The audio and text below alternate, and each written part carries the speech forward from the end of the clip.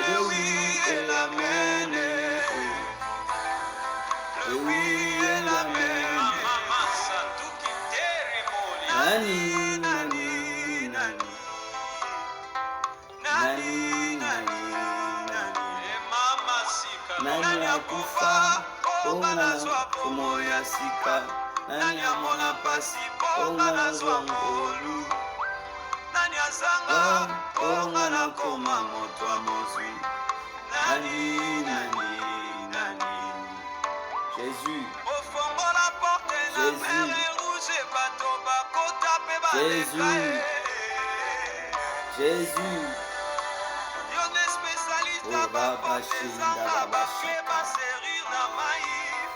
Shalom, shalom au peuple de Dieu. Balandinio sur la émission Un jour avec votre humble serviteur, le berger Frédéric Nkanza. Moko ya basali na grande communauté chrétienne armée de victoire, précisément na Rehoboth na seli ya Lokolenge ozwami na avenue Lokolenge numéro 170 na commune ya Ngimbu derrière Ipak entre Sayo na Petit Sayo na Kati. Bien aimé, un jour est vrai, un jour est réel na vie ya moto. Voilà même la Bible, au commun chaque prophète avec un thème. Il y a un message où on appelle ça qui est. Et message où on appelle ça loba. Na peuple nous faisons la nana mokili mobimba. Qu'un jour existe, un jour est vrai, un jour est réel. La vie a mokili nyonso. Talatina lelo soki sala mabe tika kosala mabe parce que un jour on se rendre compte devant le Seigneur na vie nyonso ozosala na makambo nyonso mabe ozosala. Un jour tu vas rendre compte devant la justice. Un jour existe.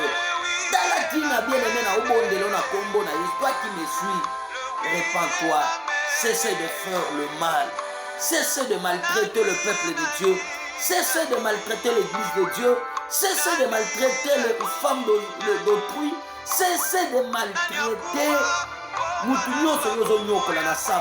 parce qu'un jour, Nabananayo va souffrir. La quatrième génération va souffrir parce que yo makambozo sala okobuka yango. Okobuka yango. Tozana mokili bien aimé. Ya oyo muto azolona yango akobuka. Un jour existe. Un jour est vrai, un jour est réel. Et si quand nous sommes là, nous avons bondé na kombo na Yesu. Nata oya confinement. Nata oya mitema batu nyonso baza agité. Mona que tu n'es pas puissant par rapport ya oyo zaki komona. Tala mokilo bimba. Batu ebele baza paniqué. Likolo ya malade. Coronavirus. Oyo ezaki ezoleka ezomema bamusu baobika baotikala mekanda na nzambe eza ndenge nini ka mutuna esengeli nga na otomituna soki maladi oyo ezoleka mokili mobimba eza agité mokili mobimba ezokomitungisa ezoningana comme plus forte raison na kanda nzambe. Voilà que nous sommes appelés de se repentir komunda na bacaractère bacomportement bagissement na biso tolongola mabe tozela retour du Seigneur Jésus-Christ et ekozala malamu mingi. Amen. Nzambe apambola yo. Bien aimé, esika ozolandanga yo moto oza branché ya kolandanga ya koyokanga kochange chaîne te kolongola makambo te parce que eza makambo ya bomoi. C'est la vie. Je t'aime au nom du Seigneur, je t'aime par l'amour du Seigneur. Voilà que onyo so nzamba tsai kati na ngana lingaka to kabolango na yo oyo zo landanga partout où tu peux être dans le monde entier. Zala branché ya koyoka ya kolandanga et nzambe na lola ko pambola yo. Mama na likamna biso un jour. Mais lelo sous thème na zolo de là, Dieu te visitera. Dieu me visitera. Dieu nous visiterons. Et ce que vous en avez, il y a des athées. Vie aux autres traversées. Par épreuve aux anangos. Par combat aux anangos. Papa Sozanango, nyonso ezolekela yo, je voulais te rassurer que le Seigneur Jésus, Dieu de grâce, te visitera. Me visitera. Il nous visitera. Pour asale sengo yanganayo. La parole de Dieu est vraie. Dieu te visitera, mon frère, ma soeur.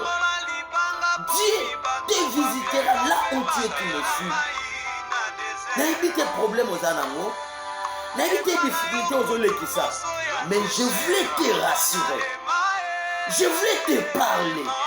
Je voulais te dire.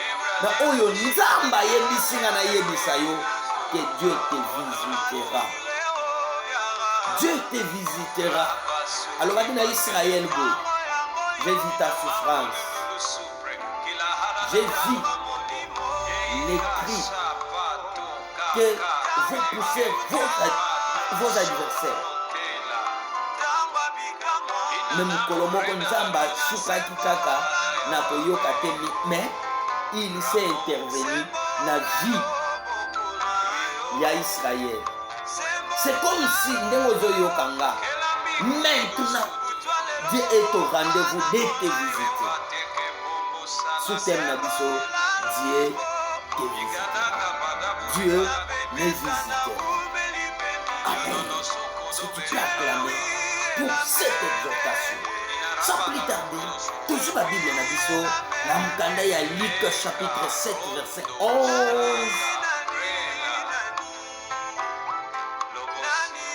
à 16. Luc chapitre 7 verset 11 à 16. Bien-aimé, la Bible est déjà âge. C'est dernier temps, il y a un problème, il y a mis. Mais je sais que le Seigneur est au contrôle. Naboyaki nase ya 50 ans naboyo lata manetité. Nayebi ke Nzambe aza na sa contrôle ya nyonso. Akokangola ngai e miso na ngai kozonga tango nazaki elenge nazaki kotanga. Bien-aimé, elenti na biso eza mokanda ya Luc chapitre 7 verset 11 à 16. Bible elobi les jours suivants. Je parle d'un jour, mais makambo nyonso mpo Nzambe asala yango ezalaki ozala na mokolo moko. Bible elobi les jours suivants, Jésus alla dans une ville appelée Naïm. Ses disciples et une grande foule faisaient route avec lui. Lorsqu'il fit près de la porte de la ville, voici, on portait en terre un mort, fils unique de sa mère, qui était veuve. Et il y avait avec elle beaucoup de gens de la ville. Le Seigneur l'ayant vu, le Seigneur l'ayant vu, le Seigneur l'ayant vu, fit émis de compassion pour elle et lui dit, ne pleure pas. Oh, ne pleure pas. Il s'approcha et toucha le cercueil. Celui qui le portait s'arrêtèrent. Il dit, jeune homme, bien-aimé, makambo ebongwani. Naeko yebisa mutu moke makambo ebongwani. Jeune homme, je te le dis, lève-toi. Et les morts s'assit et se mit à parler. Jésus les rendit à sa mère. Tous firent saisis de la crainte. Et il glorifiant Dieu en disant, un grand prophète est apparu parmi nous et Dieu a visité son peuple. Parole du Seigneur, je l'aime et je l'accepte. Betela liloba na Nzambe maboko, acclame pour la parole de Dieu, acclame, acclame, acclame, bete loba na nzambe maboko, lilobo ezo sunganga, lilobo ekangola ngai. Un jour, un jour, un jour, un jour, un jour est juste, un jour est vrai, un jour est réel. Bien-aimé, est-ce que vous l'entendez? Yaya, la mission de Jésus-Christ pour cette terre, pour ta vie, eza po yo lela te, eza po ozala humilié te, eza po yo yokisama soni te, eza po yo kitisama kaka te, eza kaka po yo mitunaka mituna te, eza kaka po yo onyokwama te. Mais la mission de Jésus pour cette terre, c'est pour libérer les captifs, pour amener la vie, pour bénir, pour restaurer et pour délivrer bakanga. Oyo bazana ba prison satanique, oyo bazana ba prison ya kindoki, na ba prison ya batu, na ba prison, et la mission de Jésus c'est pour libérer batuana. Ya esika toti kotanga ya lisolo d'une femme, mwaso abalaki lokola basi nyonso, a se retrouver na mboka ya Naïm. Naïm quelque part c'est un lieu de plaisir. Mboka ya plaisir, mboka bisengo, mboka mutu nyonso aza sai, mboka mutu nyonso azobina, mutu nyonso se retrouver na kana ye aza heureux, aza heureuse. Mais malheureusement na Naïm, lieu de plaisir, ezaki na mwasi moko, ezaki na mwasi moko, ezaki na mwasi moko, ezaki na mwasi moko, mwasi oyo akufela mobali na lieu de plaisir, na mboka bisengo, na mboka ya gloire, na mboka o mutu nyonso azosepela. Mais et se retrouver na une femme veuve akufela mobali, atikalaka na mwana ne moko ya mobali oyo ye kati ne na motema azoloba oui nayebi ke un jour nzambe akozongisela ngai esengo na nzela mwana. Mwasi azoloba nayebi ke nkolo moko nzambe akozongisela ngai esengo na nzela mwana oyo. Mwana akobala, akobota, mwana wana akosunganga, mwana wana akomemela ngai esengo, mwana wana akopesa nga, mwana nga akopesa nga bakoko, akozongisela ngai esengo. Le seul espoir etikalaki na mwasi wana yango wana na mboka ya bisengo, na lieu de plaisir, ville de plaisir.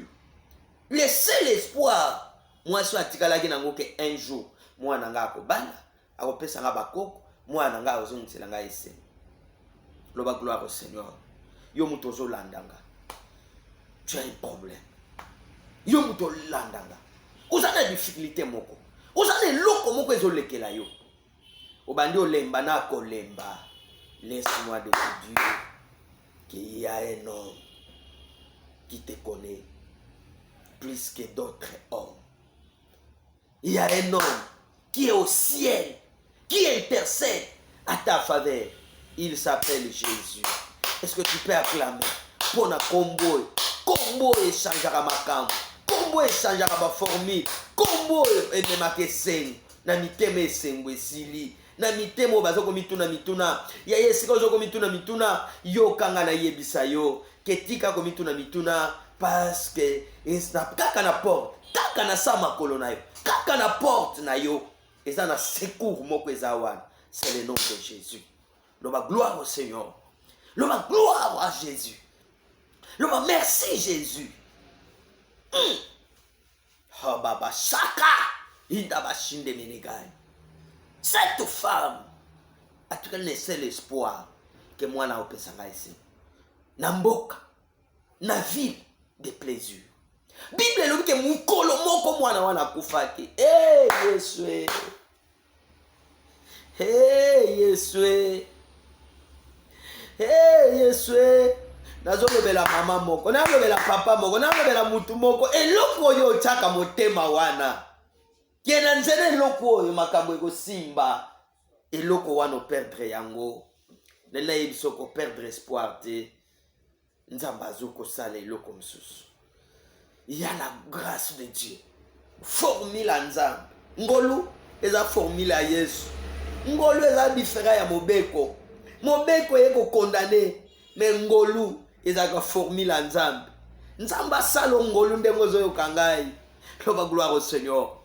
Est-ce que tu peux acclamer Jésus? Moi no akufaki. Moi so abandi ko mituna. Moi so passion na motema na ye. Qui pouvait les consoler?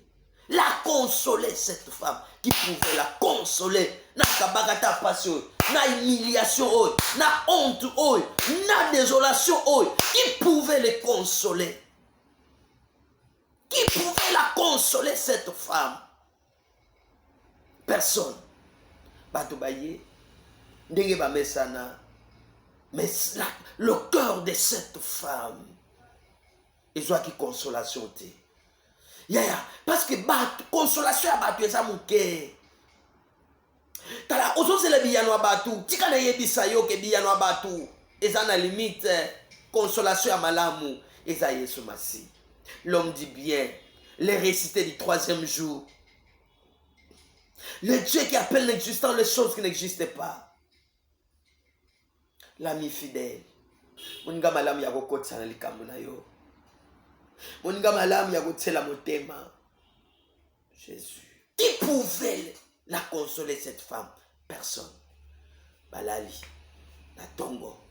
Balingi bembe. Bakendo kunda. Bakendo kunda. Batu bazoyemba ndenge bamesa na koyemba. Batu balaki na bango ndenge bamesa na kolata.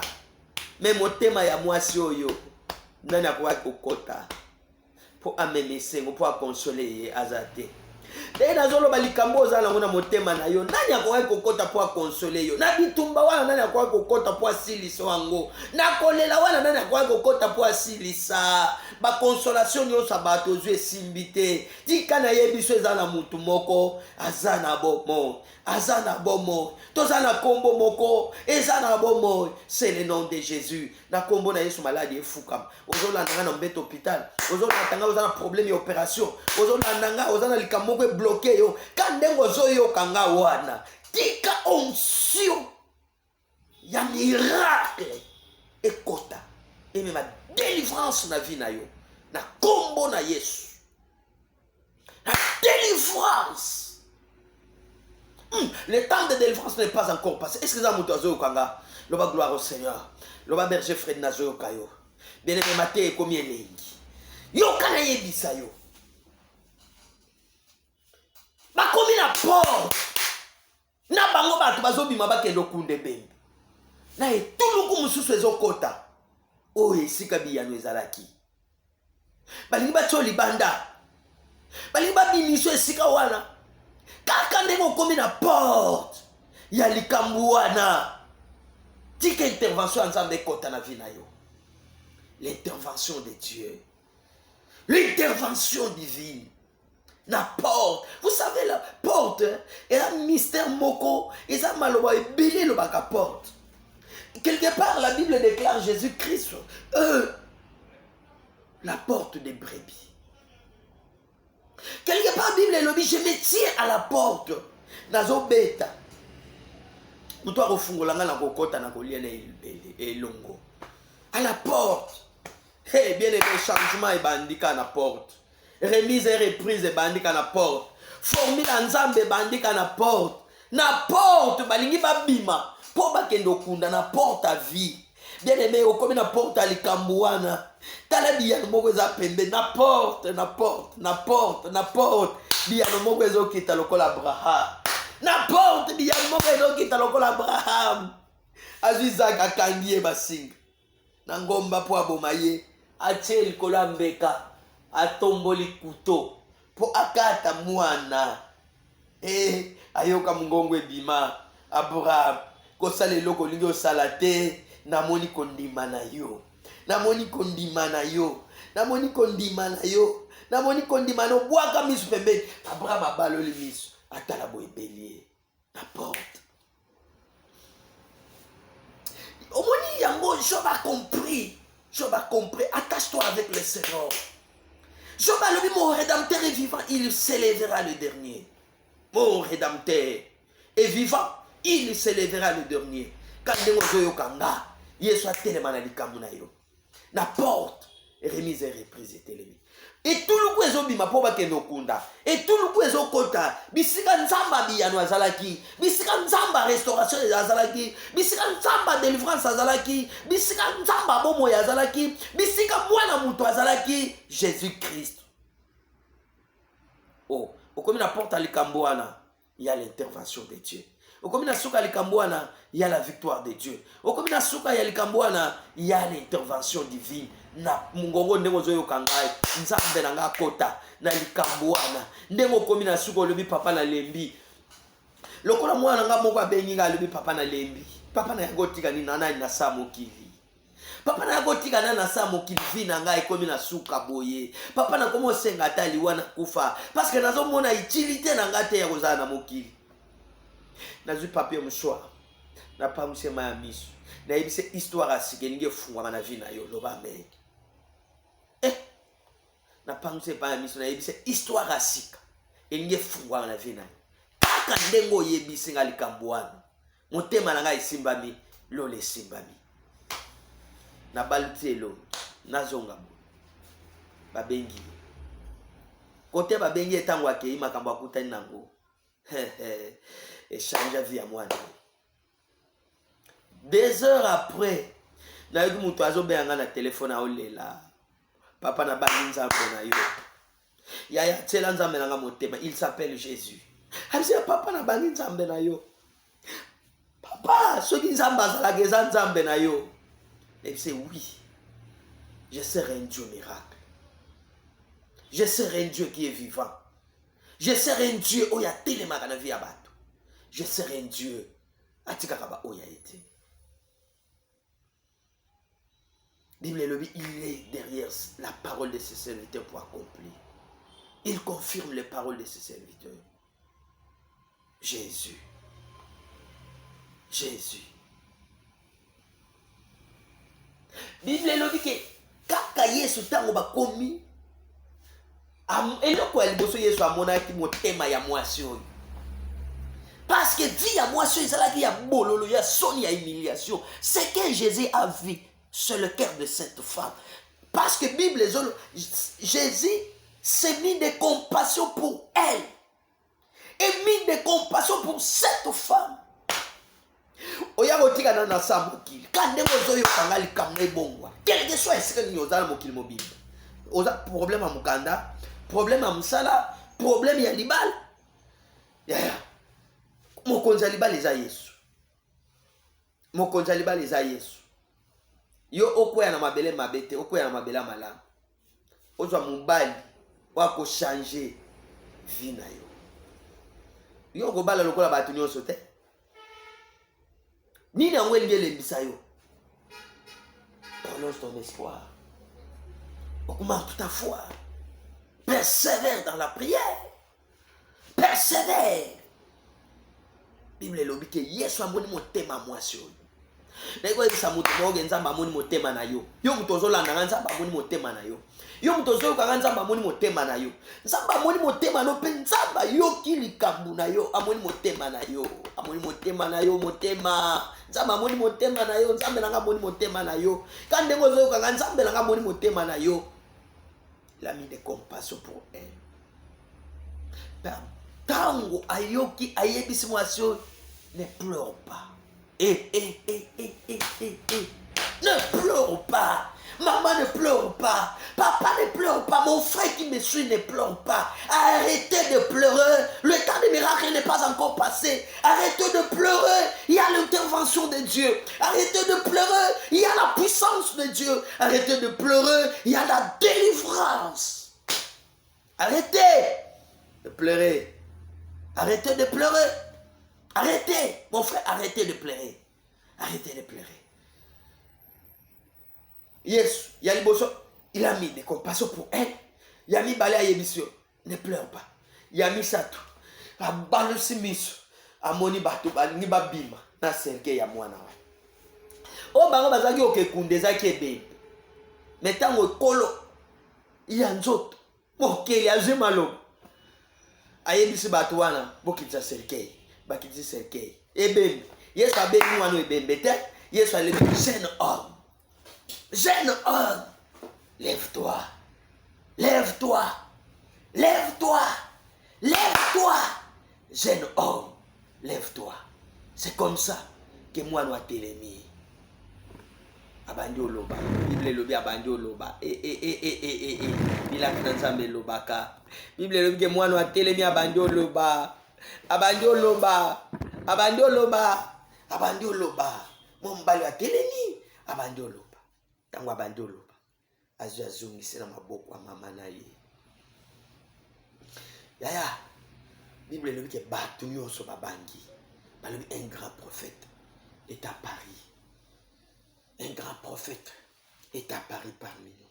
Et Dieu a visité son peuple. Tika visitation en Nzambe kota na likambo na yo. Nalingi visitation en Nzambe kota na vie na yo. Nalingi visitation en Nzambe kota na ndako na yo. Nalingi visitation en Nzambe kota na vie na yo. Dans le nom de Jésus. Nalingi visitation en Nzambe na ndako na yo. Visitation en Nzambe na vie na yo, visitation en Nzambe na bana na yo, kaka ndenge ozoyokanga na kombo na Yesu nasi. Bible lobi mwana oyo azongaki en vie bato nyonso babangaki. Bien-aimé, Nzambe asala makambo ekobangisa bato ke oza na Nzambe. Nzambe asala makambo oyo litatoli ya minoko ya bato ekochange balobaki tu es un Dieu puissant, un Dieu pourvoyeur, un Dieu qui change makambo na kombo na Yesu. Ndenge likambo ya mwasi ebongwanaki ndenge na lingi moma ozolanda nga likambo ebongwa. Ndenge mwasi azwaki biyano ndenge na lingi ndenge ozolanda nga biyano ekita na vie na yo. Ndenge mwasi azwaki consolation yo pezwa consolation au nom de Jésus. Ndenge mwasi azwaki kimia yo pezwa kimia ndenge ozolanda nga na kombo na Yesu. E mwasi azongaki na esengo na yi ezongaki na motema mwasi tika Nzambe azongisi le esengo na kombo na Yesu. Tolobi gloire et louange à toi Seigneur Jésus. Victoire Seigneur Jésus. 3 fois. Amen. Amen. Amen. Amen. Tombola maboko na bondela pona yo. Nzambe na bilaka. Nzambe ya alliance. Nzambe ya miracle. Ndeko moko alandinga. Na symbole loboko nanga. Tika vivre loboko na yo. Na likambo na ye na kombo na Yesu. Tika vivre miracle na yo. Na likambo na ye na kombo na Yesu. Isika soni ezalaki. Soni ebongwana na nkembo. Esika humiliation ezalaki. Humiliation ebongwana na gloire. Esika kufa ezalaki. Kufa ebongwana na bombo. Na kombo na Yesu. Esika maladi ezalaki. Maladi ebongwana na lobiko. Na kombo na Yesu. Amen. C'était votre humble serviteur, le berger Frédéric Kanz. Réabonné. Abonné, pardon. Abonné na Un Jour TV. Frédéric Un Jour TV. Mon numéro de téléphone 089 66 14 022 099 13 78 987. C'est votre humble serviteur, le berger Frédéric Kanz. Bien-aimé, ceux qui s'abonnent au Kolanda, makamnio Nzambe asalaka na nzela ministère nanga tout. Ezana cellule, ezala partout où Nzambe azolekisanga et tu ne seras pas déçu. Que le bon Dieu te bénisse. Amen.